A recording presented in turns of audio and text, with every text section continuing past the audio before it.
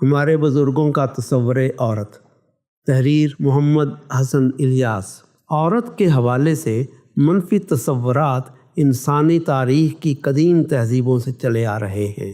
قدیم فلسفیوں جیسا کہ افلاطون اور ارسطو سے لے کر موجودہ دور کی مذہبی روایت تک ہر عہد کے مفکرین نے اپنے اپنے دائرۂ فکر میں عورت کی حیثیت اور اس کی فطرت پر غور و خوض کیا ہے۔ ان فلسفیانہ تصورات کی بنیاد زیادہ تر تخیلاتی اور قیاسی دلائل پر استوار تھی۔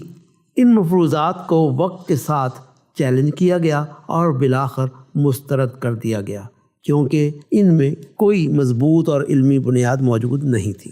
ہم مذہبی بیانیے کا جائزہ لیتے ہیں تو معاملہ کچھ مختلف اور زیادہ حساس نظر آتا ہے۔ مذہب کے دائرے میں علماء اپنی رائے کے حق میں قرآنی آیات اور احادیث کا حوالہ پیش کرتے ہیں جو نہ صرف ان کے بیانیے کو قوت بخشتا ہے بلکہ ان کے فہم کو تقدس بھی عطا کرتا ہے۔ اس تقدس کی بنیاد پر وہ اپنی آراء کو حرف آخر اور الہامی نوعیت کا حامل تصور کرتے ہیں، اور جو ان کی رائے سے اختلاف کرے اسے قرآنی اور دینی تعلیمات سے انکار کرنے والے کے طور پر پیش کر دیا جاتا ہے۔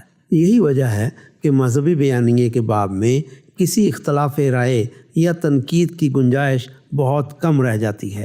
اس رویے کا ایک بڑا نتیجہ یہ ہے کہ مذہب کے نام پر پیش کیے جانے والے بعض نظریات جو شاید اصل دینی تعلیمات کی عکاسی نہ کرتے ہوں بھی لوگوں میں قبولیت پاتے ہیں اور ان کی مخالفت کرنے والوں کو خاموش کر دیا جاتا ہے۔ اس کے نتیجے میں ایک ایسی رد عمل کی نفسیات جنم لیتی ہے جو لوگوں کو دین کی اصل اور پاکیزہ ہدایت سے دور کر دیتی ہے، اور موجودہ دور میں بھی یہی وجہ دین بیزاری کی روایت کو فروغ دے رہی ہے۔ یہ اثرات کیسے ہوتے ہیں؟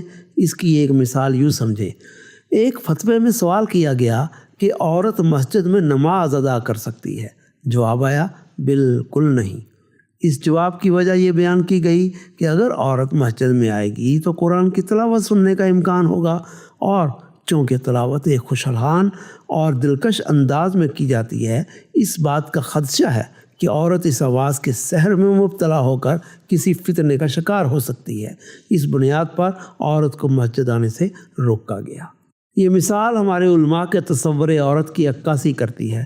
اس تصور میں عورت کو ایک ایسی کمزور اور جذباتی مخلوق کے طور پر پیش کیا گیا ہے جو کسی بھی لمحے اپنی فطری کمزوریوں کے باعث امتحان میں مبتلا ہو سکتی ہے۔ اس نقطہ نظر میں عورت کی شخصیت، اس کے کردار اور اس کی اخلاقی قوت کو نظر انداز کر دیا گیا ہے اور اسے ایک ایسی مخلوق کے طور پر پیش کیا گیا ہے جو ہر لمحہ جنسی ابتلا کا باعث بن سکتی ہے۔ اس کے برخلاف جب ہم رسول اللہ صلی اللہ علیہ وسلم کی زندگی اور عمل پر نظر ڈالتے ہیں تو ہمیں ایک مختلف تصور ملتا ہے۔ آپ نے جو عورتوں کو مسجد میں آنے، نماز پڑھنے اور عبادات میں شریک ہونے کا ویسا ہی حق دیا جیسا کہ مردوں کو حاصل ہے۔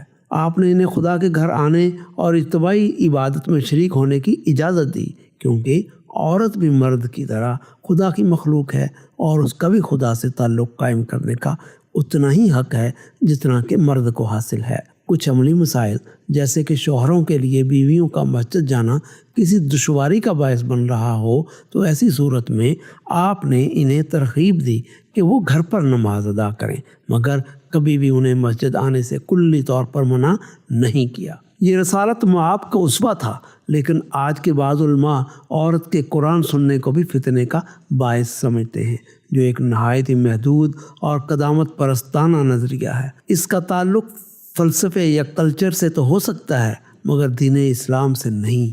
جب ایک عورت یہ سنے گی کہ دین کے نزدیک اس کی حیثیت کس قدر کمزور اور ناپائیدار ہے تو کیا وہ دل سے خدا کے قریب آنے کی کوشش کرے گی؟